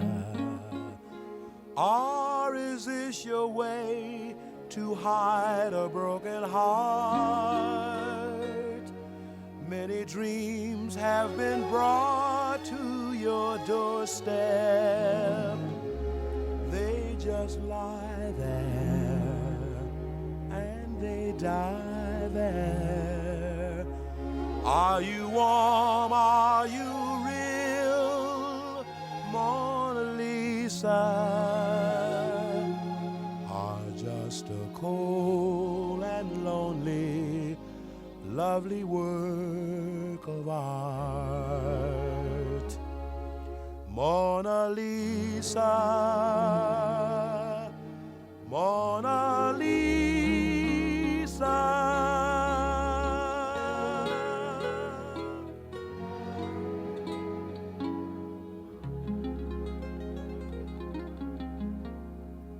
Support for community radio on WSKB provided by Westfield Electroplating. Employing over 140 skilled platers, painters, and technicians, Westfield Electroplating was founded in 1946 and was the first company in the country to achieve National Aerospace and Defense Contractor Program accreditation, proudly maintaining that status for over a decade. Westfield Electroplating provides over 50 quality finishes to meet your corrosion, cosmetic, or performance needs. On the web at www.westfieldplating.com or 413-568-3716. Westfield Electroplating, putting the finishing touches on technology. Join us every Thursday morning from 6 until at least 7:30. Check out the Bobby G and Company Show right here on WSKB 89.5 Community Radio. 89.5 WSKB. Live from Studio 120 at Westfield Technical Academy, this is WCPC Channel 15 at 89.5 FM, WSKB Westfield. Good morning, Westfield. It is 7:34. You're listening to WSKB 89.5 FM radio for the Westfield masses and WCPC Cable Channel 15. My name is Tina Gorman. I'm your Wake Up Wednesday host. And on the phone line this morning, we have Elaine Lees, who is the art instructor for the Art Unlimited class at the Westfield Senior Center. Good morning again, Elaine.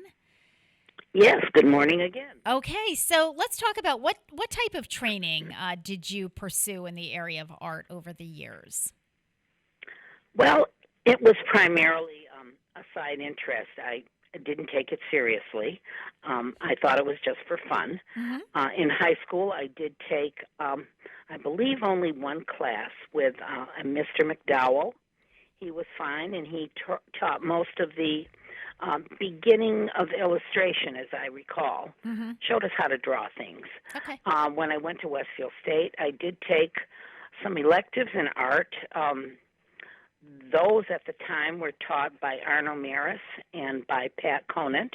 I did have to fill in blank places in my degree requirements, and I went to the area of art. Mm-hmm. I took classes privately wherever I could over the years, especially with Sylvia Kondelka, who was a wonderful artist and taught out of her home.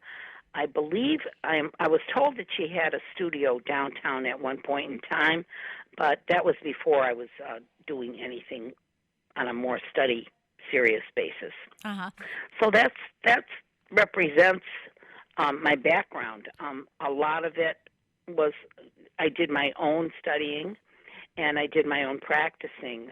And I'm fortunate I have the gift of illustration. I can draw things quite easily. Is that sort of where your comfort level is? Is that where you're most interested, or have you done other things, with pottery or sculpting or whatever?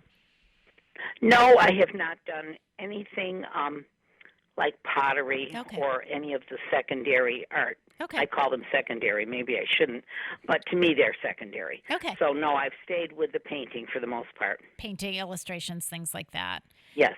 And so talk to us a little bit, Elaine, about the program, the segment that you did. That was part of the Westfield Council on Aging Series Presents, the December issue segment. And that's being shown on Tuesdays at 2:45. I believe. Yeah, 2:45 after one of the fitness programs. So talk a little bit about that show, and if people tune in, that's actually a demonstration, and it's a kind of do it with me project. So tell us a little bit about that. Yes, it is a do it with me project. The newspaper article very nicely presents the materials you would use, and they are, for the most part, they are things from home.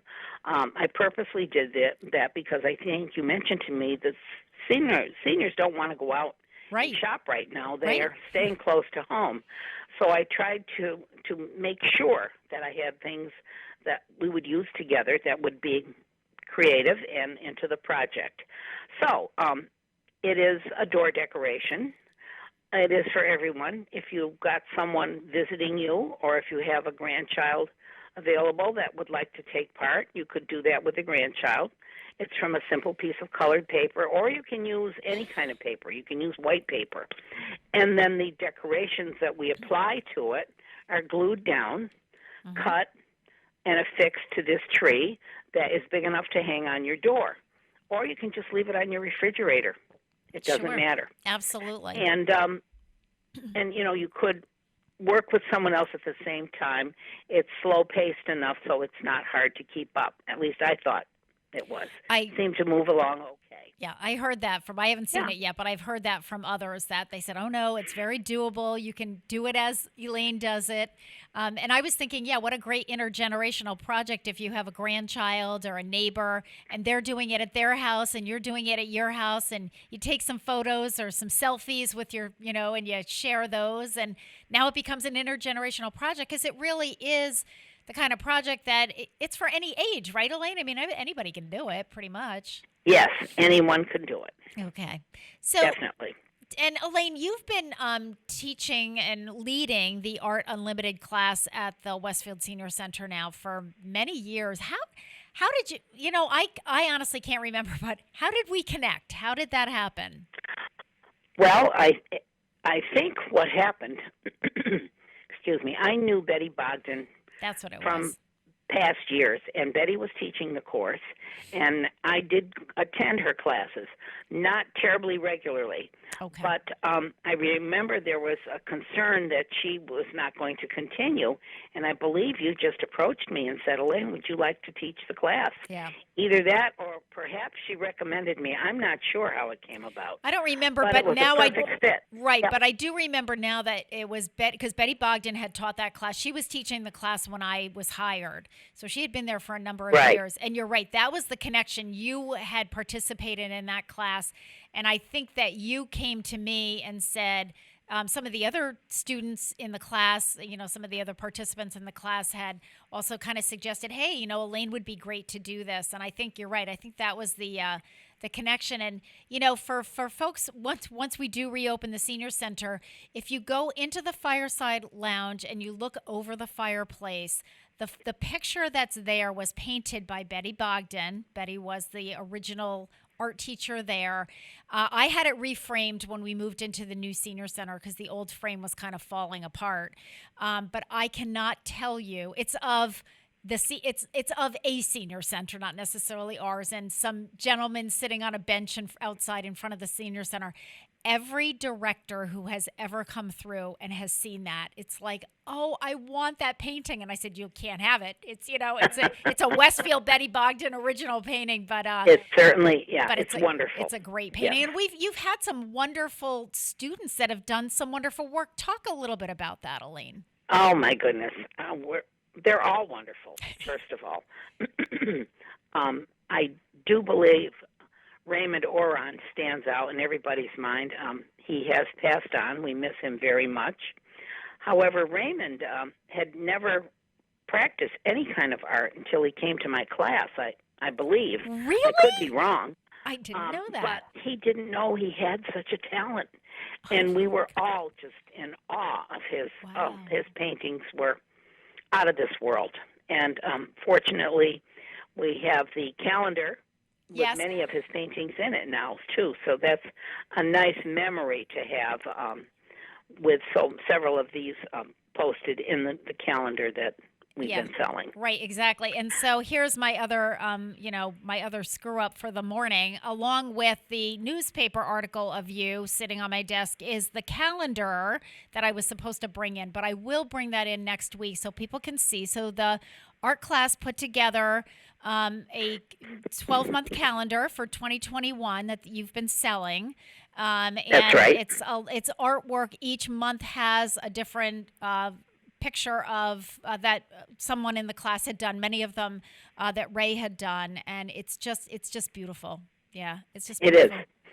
And where are they being sold, Elaine, in case people are interested in purchasing one? Right now, I think Matt Seklecki, who was most generous, and actually he was the inspiration for this calendar because he had archived all of our paintings in his personal file. He has done many copies of things for me, and he has made cards for us at the Vogue.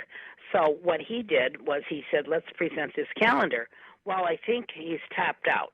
I think he's done so many that he's tired. Yep, understood. But I do have a few, and they're available from the back of my car. There you Where go. else? Okay. I have driven around town with the calendars.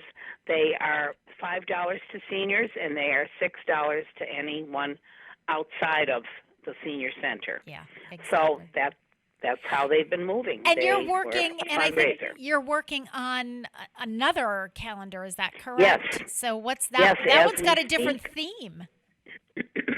Well, what happened, this first calendar emerged as having many of Raymond's pictures. And the thing is, it's scenes in Westfield. Now, not every one of my students chose to do a scene of Westfield.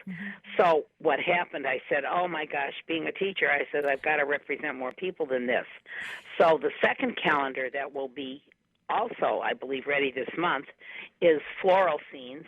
And the floral scenes show more of a variety of student work. So there will Nice. be, again, 12 new paintings in a calendar. Okay, and so now I know that people are going to be calling the senior center today saying, how can we get our hands on these calendars? Oh, boy. So we'll have to Get kind a of, list. I'll get a list. That's what I'll get. We'll take names and phone Yep. numbers. Okay? That's all we can We'll do. take names and phone numbers.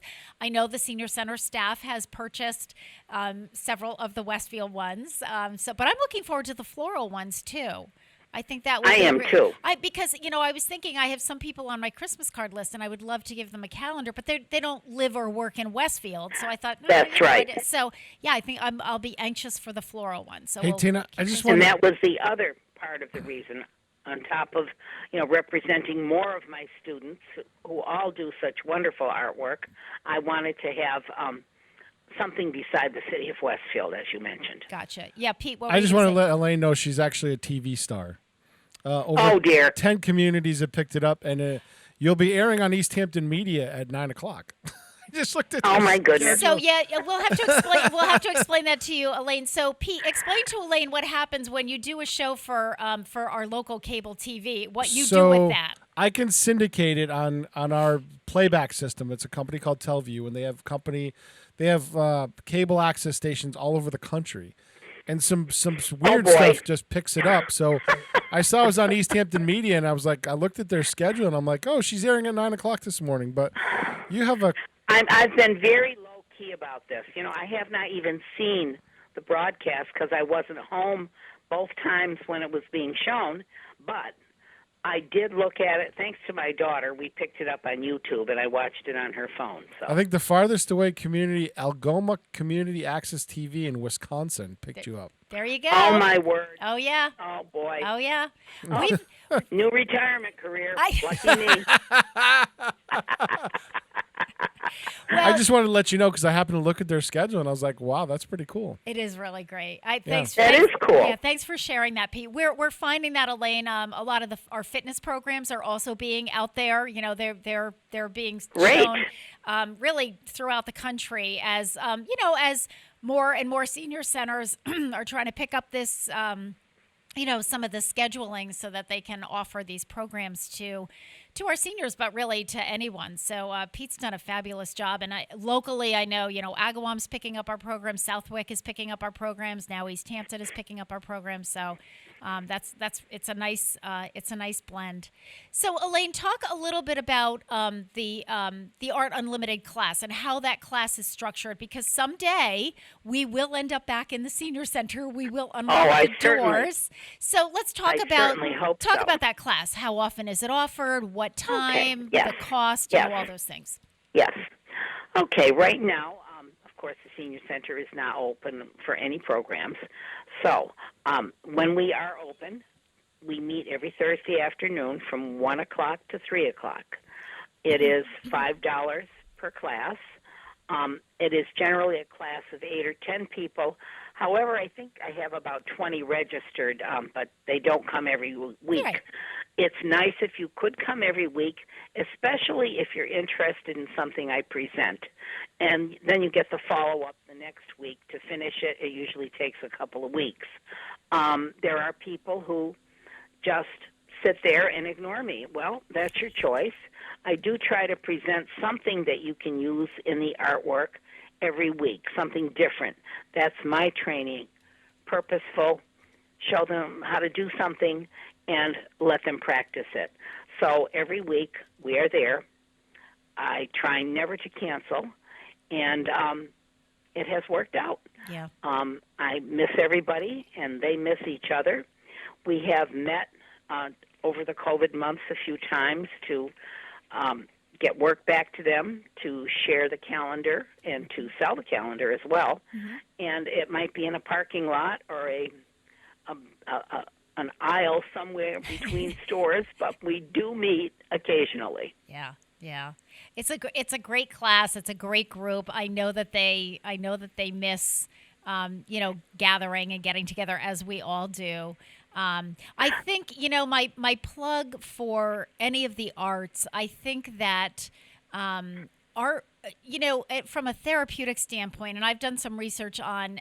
I am not an artist, but I love watching people create, and there are really two therapeutic perspectives on using art in a therapeutic way. One is just the art as a process. So it's less concerned about what the finished product is, and it's just art for the pure sake of the joy of creativity. And one of the programs that stands out in my mind is called Memories in the Making, and that is artwork for people with Alzheimer's disease. And this has really gone nationwide. It's over the years it's really developed. And again, they're less concerned with what the finished product is, and just more concerned with the process of somebody being involved in something that's enjoyable and just that brings them comfort. And then so I think for me, that is because I've done a lot of work with older adults, people with disabilities, adults with disabilities. So I like to think of art in a therapeutic way that way, as just sort of the process. And, it doesn't matter that you colored the tree purple because you were feeling like that's a really cool color. And when I look at the fall trees, that's what I think of. And so that's what it comes out as. And it's less about, well, you didn't do this right, or that branch should be sticking out more or something. And then the other way to use art in a therapeutic way, and a lot of counselors use it, especially with children, is the finished product, but it's more of an analysis of what the finished product is. Yes. So, using it with children who have been traumatized, have gone through, and even adults the same way. And it's mostly with trauma. And, children who can't testify in court because whatever happened was so horrible. So sometimes that will come out through artwork. If you have somebody who's very skilled at, kind of coaching somebody through that and supporting them through that process. So I think art can be an incredibly powerful tool. And I think that the other piece of art I think that's so exciting is just the joy of it, just sort of just looking at something. I mean, I look at some of the pieces from the art class and I just think, oh my gosh, that is so great. That's so cool, or that brings back a memory, or wow, those colors are beautiful.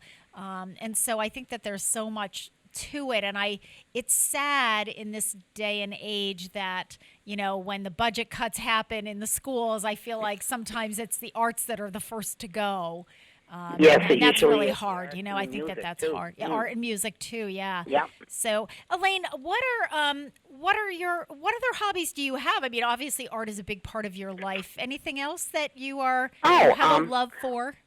Well, I think first and foremost would be gardening. I miss it terribly in the winter, and I can't be outside, but I love to be in the backyard. And this year I told everyone, drive by, because I'm at home, and the backyard's going to look like Stanley Park. Now, when you do gardening, you do flower gardening? Flowers, and I also have a few vegetables, not a lot. And what I decided to do this year, since there was so much, I had so very much luck with the flowers. I had some new ones. What I did was I took pictures, and I'm going to make a scrapbook of my flowers, so that I'll always have that memory. I'll be able to look at the ones that were most prolific and my favorites as well. Oh, that is really great. So now, is this, how big is this garden? Is it like a quarter of the backyard, half the backyard, or just like a patch? I have beds. Okay. There are 4 beds, and there may be 4 feet by 10 feet. Wow. Yeah.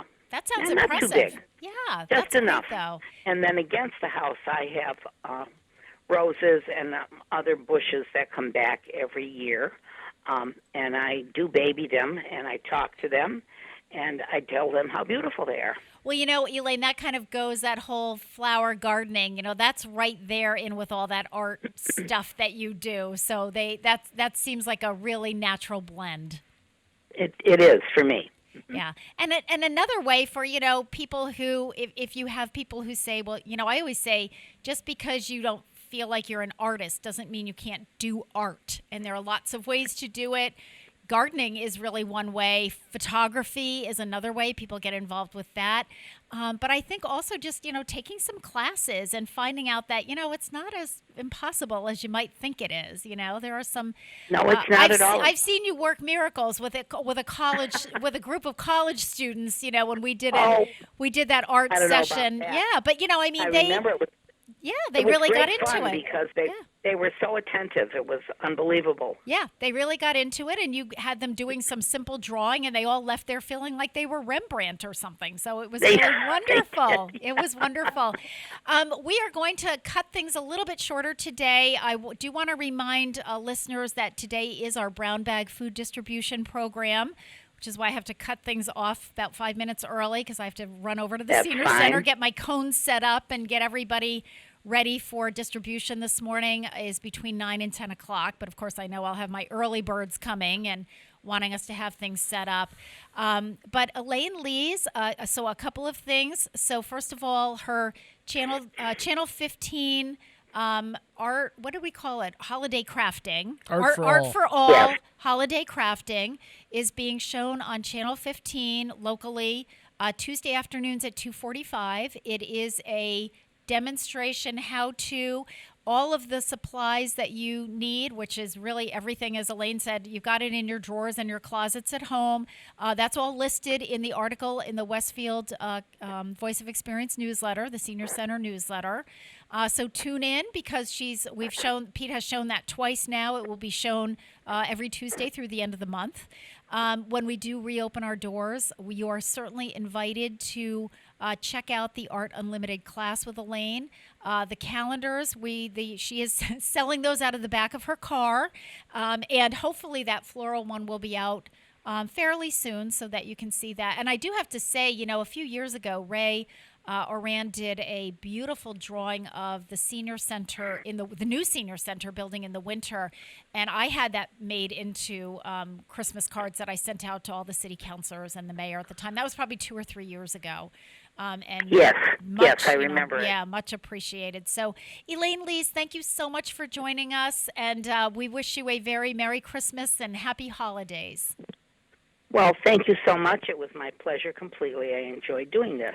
Perfect. And you have a Merry Christmas as well. Thank and you. all of our listeners, I'm wishing you the same. Thank you so much. It is 7:56. You're listening to WSKB 89.5 FM radio for the Westfield Masses and WCPC cable channel 15.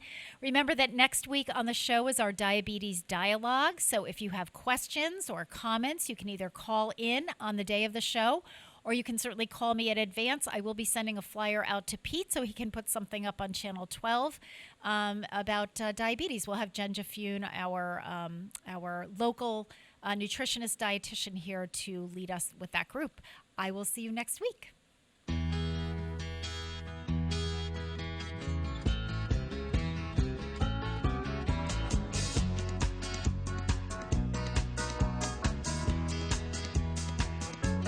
When I think back on all the crap I learned in high school, it's a wonder I can think at all. And my lack of education hasn't hurt me none. I can read the writing on the wall. Kodachrome, give us those nice bright colors. Give us the greens of summers. Makes you think all the world's a sunny day. Oh